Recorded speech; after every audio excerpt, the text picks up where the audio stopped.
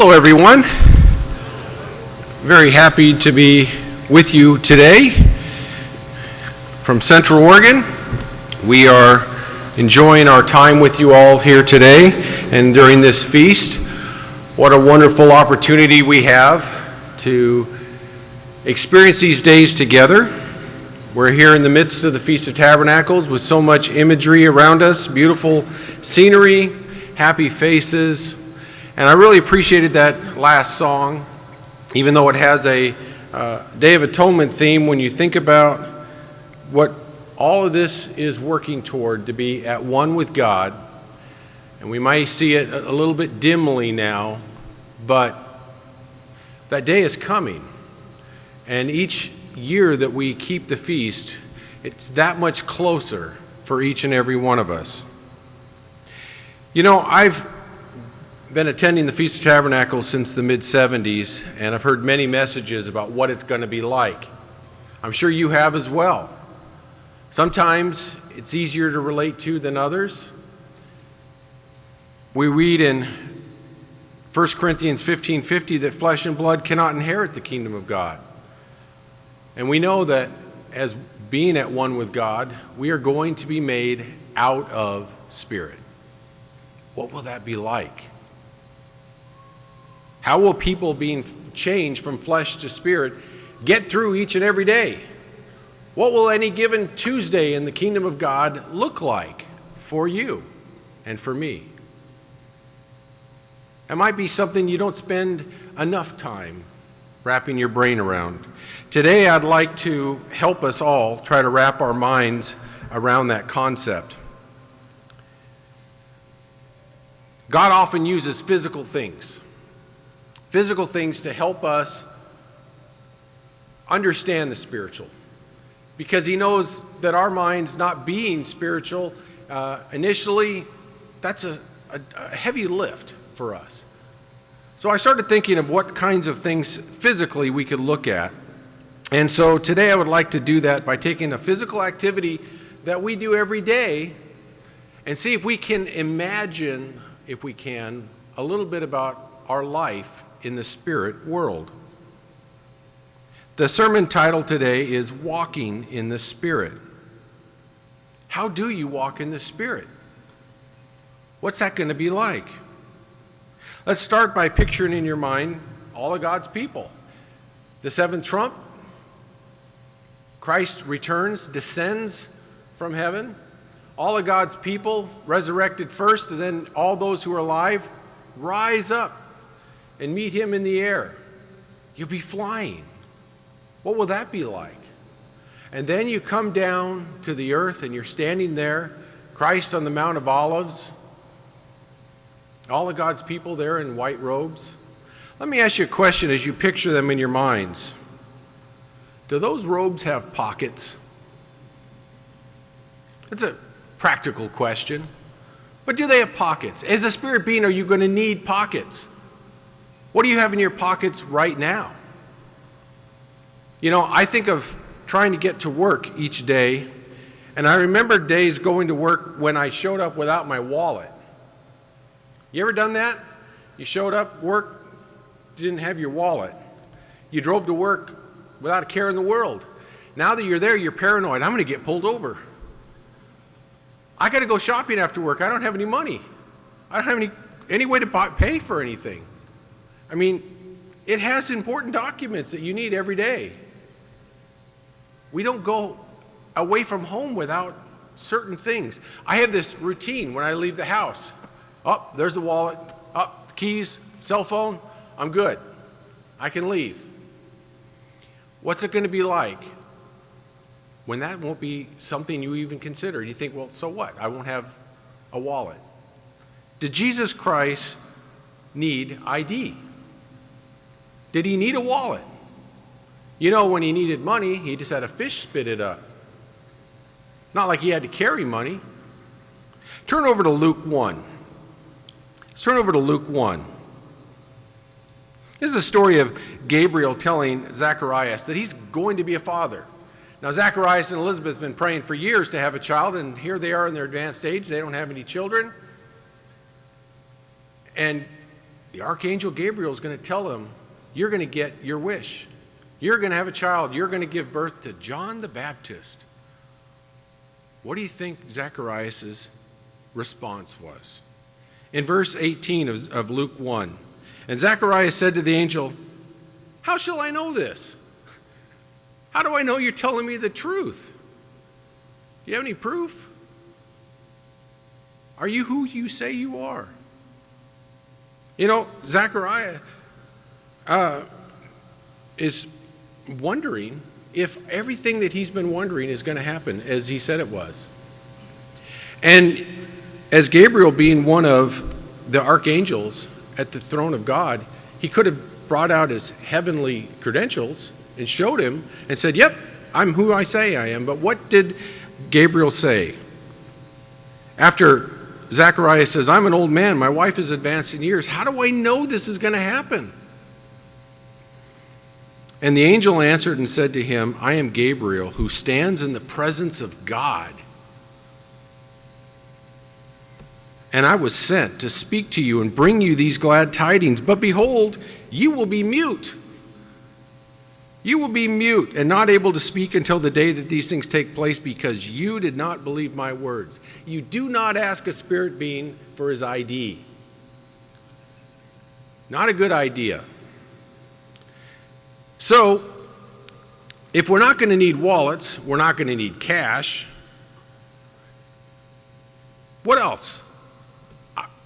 I've got this cell phone. Some people call it their brain. They have all their contacts in it, their calendars in it. They get their email, they text, they communicate, they even make phone calls. What would you do without your phone? How could you get through the day? When we traveled down here, we saw all these people in airports. Every single one had the same exact staring at their phone. How are we going to get through each and every day without that? I hope each and every one of you spent some time talking to God today. Did you need a phone? God has called all of us. What's that cell phone plan like? Unlimited minutes and data. God can talk to each of us through his Spirit, and we can talk to God no matter where he is, and he hears us without a phone. Do you think God needs a phone to remember what things look like?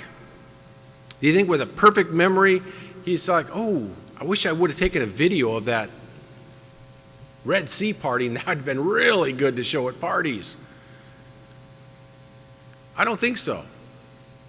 When you're perfect and you have perfect memory and perfect recall, and you can just show everybody a vision of what something looked like, you don't need to have gadgets.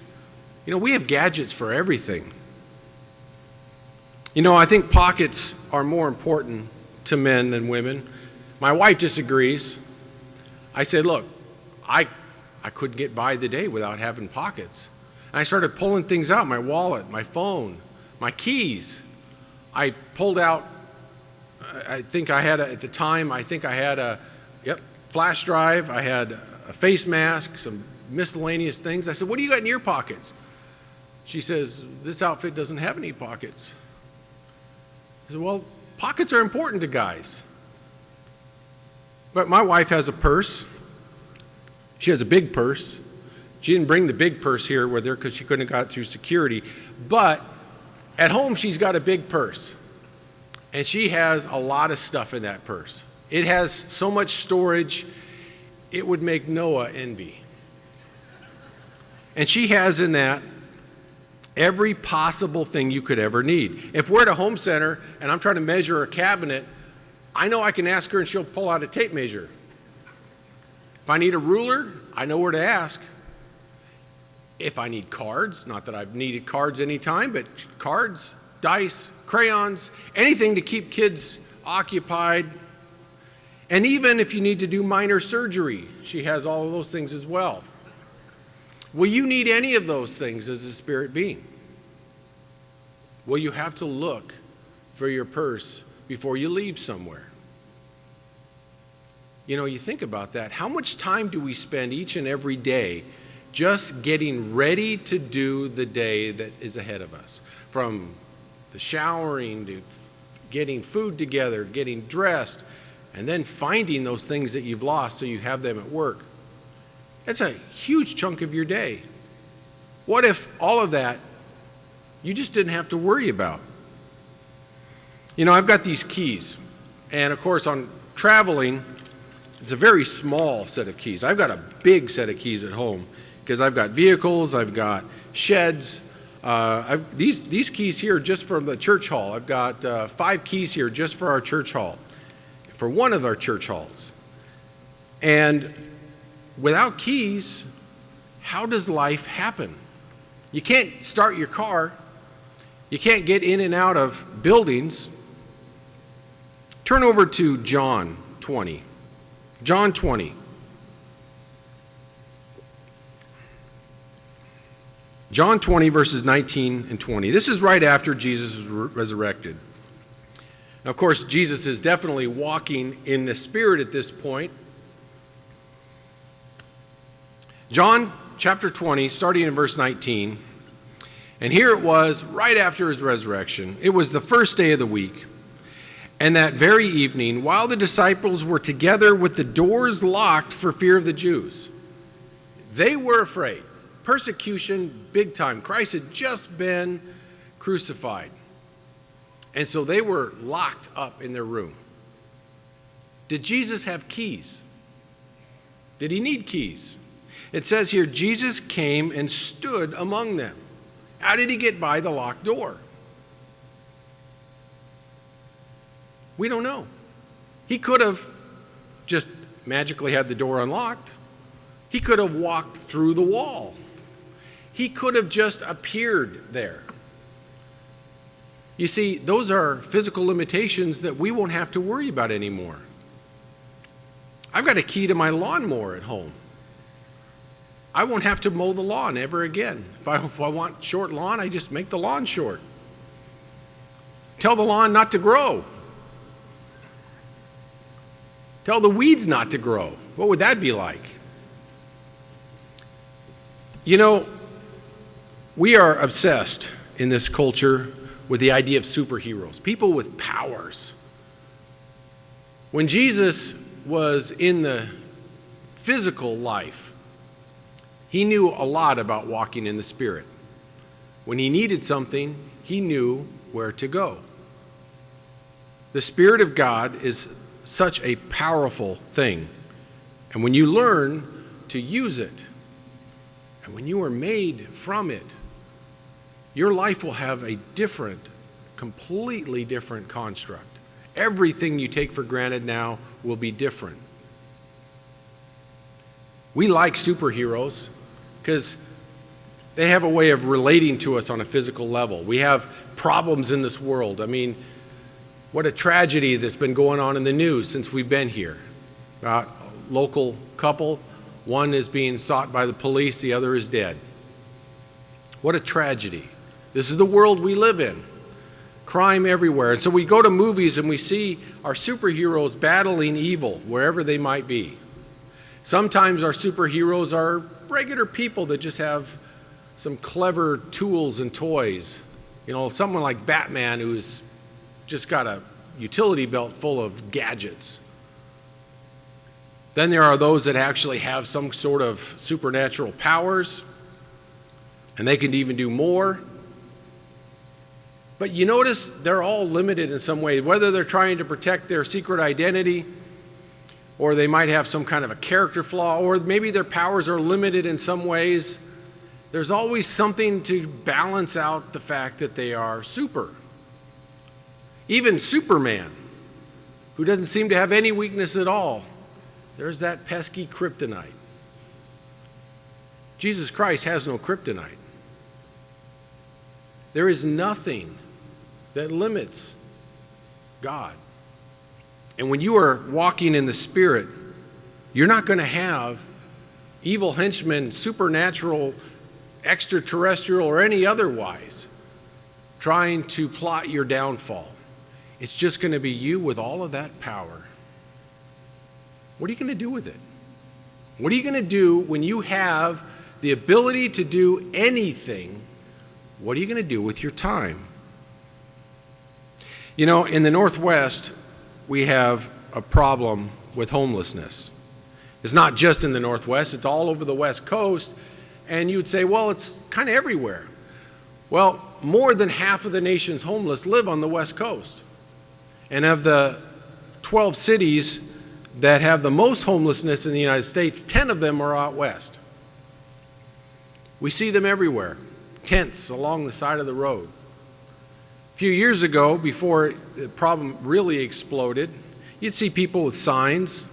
People would talk about whether they were really in need or not. Would they work for food or would they not? Now you see just despair everywhere. There's a documentary that you can check out online called Seattle is Dying. I watched it. I was born in Seattle. Spent a lot of my formidable years there. It's a tragedy when you watch this documentary. It explains how the system has failed these people. Drugs have failed these people, or people have failed because of drugs. They come for programs and they are trapped by it. Where I live, you can find signs where they'll pay you $20 an hour to flip burgers. They can't find people to do that. And even if they could, you couldn't get a one-bedroom apartment if you were making $20 an hour. It's a very sad state of affairs. So what are we to do? In this world, what are we to do? Turn over to Ezekiel 9. Ezekiel 9. We'll read verses 3 and 4. Now Ezekiel was a prophet who worked during the last days of the monarchy of the southern kingdom of Judah. The northern kingdom has already been taken into captivity. The Assyrian Empire had come in, swooped in, took everybody and scattered them throughout the empire, and now they are lost to history. In the south, they're in their last months. They're about to be taken into captivity, and God had warned them again and again, told them how to live, and they just ignored God. They ignored his prophets.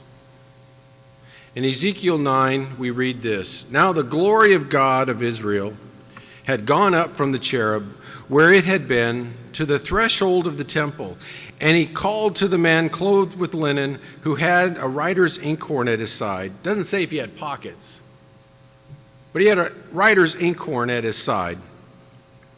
And the Lord said to him, Go through the midst of the city, through the midst of Jerusalem, and put a mark on the foreheads of the men who sigh and cry over all the abominations that are done within it. God was interested to know how many of them were affected by not the impending doom that was coming, but by all of the wrong that they saw every day. Did they recognize right from wrong? God hears the cries of his people, crying out for help. He wanted to know how many of his people recognized that as well. How do you see yourself in these final days? Like Ezekiel, looking for people who are sighing and crying, who see the pain and suffering that is on our fellow countrymen, people around the world? Do we see the abominations and say, I wish there was something I can do? I see homeless people and I think, I could, if I had the money of Bruce Wayne, I could go in there and maybe buy a house for some of these people. Of course, when they're addicted to drugs or alcohol or any number of other mental illnesses, and when you see that documentary on Seattle is Dying, you will see a lot of people that you say, those people are possessed. Some of those people are possessed. They've let drugs take over their mind, and there's a vacancy that someone else is filling. It is so sad. Are we sighing and crying over the abominations that we see around us? Because if you are, then you are uniquely qualified for an opening that's coming in the age to come. Someone who will then step out with that motivation and do something about it. Think about that. To restore order and manufacture peace. I say manufacture peace because peace is not just the absence of tribulation. Peace is manufactured by those who teach and live by God's commandments. We make a society happen. All of us know problems that exist around us. We have neighbors that are troubled. We see kids in school that have really terrible lives at home. Maybe our neighbors, maybe people we see as we go to stores or shopping around town and we're out and about, and we see people that are having a really hard time. What would you do if you could? If you had a heart to do something, what would you do? Would you start with teaching? How would you begin? Turn over to Luke 8. Turn over to Luke 8. When you get to the end of chapter 7 of Luke, you see the account of where a woman that Jesus forgives who anoints his feet with oil. This is a woman who by her day was at the bottom of society, an outcast, nobody thought anything of, just a disregarded person. Jesus took time to forgive her. And then in chapter 8 and verse 1, it says, "Now it came to pass afterwards that he went through every city and village, preaching and bringing glad tidings of the kingdom of God. And the 12 were with him." Now Jesus could have said, we could have read that Jesus was out there condemning the beast power. That's what they were contending with. You know, we've got some problems with our government. Jesus was dealing with the beast power. And yet, what does Jesus spend his time doing? Bringing glad tidings of the kingdom of God, preaching. And a certain woman who had been healed of evil spirits and infirmities, Mary called Magdalene, out of whom had come 7 demons. We are going to live in a world where all of the demons are going to be gone. As pictured by the Day of Atonement, they're going to be gone. These people that have had demons in their minds for years, all of a sudden, they're not going to know what to do with themselves. Are you going to be there to say, let me show you what you've been missing? First of all, you've got this addiction to whatever substance this is. Let me just get this out of the way. Now that your mind is clear and your eyes can see again, let's have a conversation about hope. Let's show you how to live. You know, when we like to watch our superheroes, have you ever seen a superhero cure cancer? You ever seen a superhero end homelessness? You ever see a superhero stop drug addiction? These are problems they can't solve. They're not qualified. Brethren, you are. You're qualified because you care. You've been learning and you've been practicing living a way of life that you will be able to share with them. And when you see them having struggles with things, you'll be able to step in. In Matthew 4 and verse 23, we read, "And Jesus went about all Galilee, teaching in their synagogues, preaching the gospel of the kingdom, and healing all kinds of sickness and all kinds of diseases among the people." We know that when Jesus was there, the kingdom was in their midst, and what did he do with that presence? He preached, he taught, he healed. He brought good news. That's what he spent his time doing. So what do you think you're going to do in the kingdom of God? Down in Matthew 9, I'd like to turn there finally. Matthew 9. We'll start in verse 33. We see another instance like this one that we just read in Matthew 4. It says, "And when the demon was cast out, the mute spoke, and the multitudes marveled," sorry DC fans, "saying, It's never been like this in all of Israel. Moving down to verse 35, then Jesus went about all the cities and villages, teaching in their synagogues, preaching the gospel of the kingdom, and healing every kind of sickness and every disease among the people. You ever see those commercials about the children's hospital and all those poor kids that are going through just untold agony? What if you could end that agony? You know, we look at people that are broken, and the world's full of broken people, and it's easy to be jaded and said, "Wow, they brought that upon themselves." You can't think that way when you're seeing children that are racked with cancer. They're going through chemo. Their short life has been upended by treatments. What do they know of life? What do they know about how things are? Hopefully, you have the same kind of compassion that Jesus had. Down in verse 36, as we continue on, we see Jesus' motivation. Jesus, who knew more about walking in the Spirit than you can ever imagine, this is what was on his mind.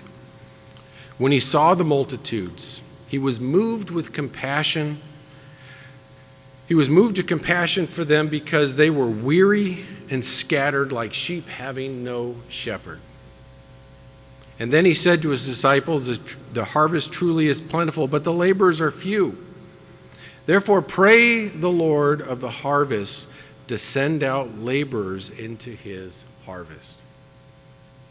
Brethren, that's you and me. We've been called to be shepherds of the harvest, to be there to give direction, to give hope, to give healing, to all of those things that we see every day. It's easy to be jaded, to be angry at what we see around us, and there's always a side to pick. Somebody out there trying to say, well, jump on this side or jump on that side. God's not looking for people to fight on a side right now. He's looking for people who sigh and cry and prepare themselves to actually fix what's broken. We all know people who are sick, in need of a job, better place to live. No one ever needing to hold a sign again.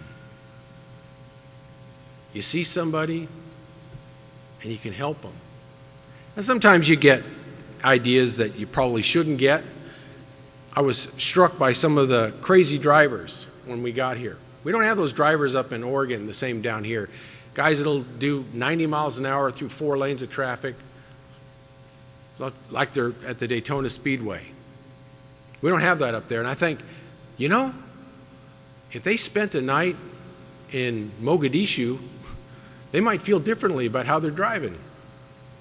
Probably not the best way to cause someone to think more clearly.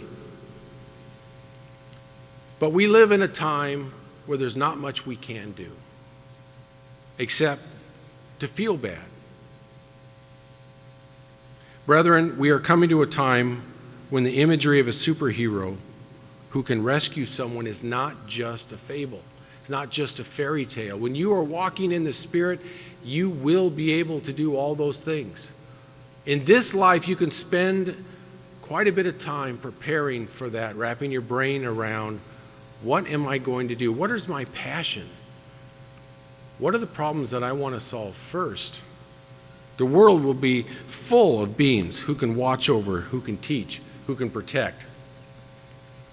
You ever worry about whether your kids are safe at school? Whether your house is okay when you're away? Whether or not the roads are safe to drive on? You won't have those worries because you know who is watching over. You know who is there to protect. Brethren, can you envision that reality where the problems you see today will be given to you to solve? You get to use your creativity. You get to use all of your hopes, your aspirations, all of the talents that God has given you to develop while we're here. Your initiative and your passion. And maybe when you're walking in the Spirit, you will find a use for those pockets.